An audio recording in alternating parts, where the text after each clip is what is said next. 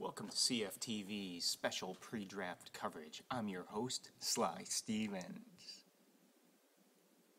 Last time we reviewed each team's potential keeper. Today we're going to review the impact those keepers may have on the draft. Let's start with the Great Scots.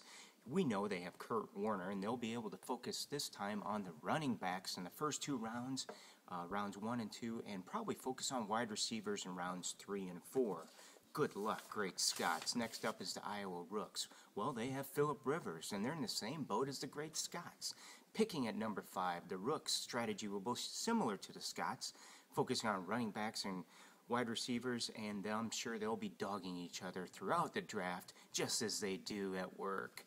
Now we get to the heart of the keepers. The Jailbirds have Pierre, North Dakota Thomas, South Dakota Thomas. Who cares anyway? This guy is being slated as the number 2 running back, and he's worked his way into the starting job in New Orleans.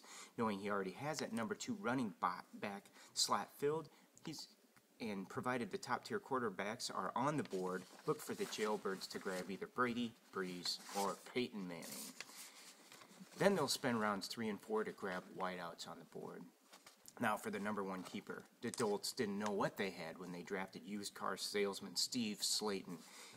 They didn't know he'd eventually move into a first-round running back, but that's the luxury they have, and what a sweet ride he's been.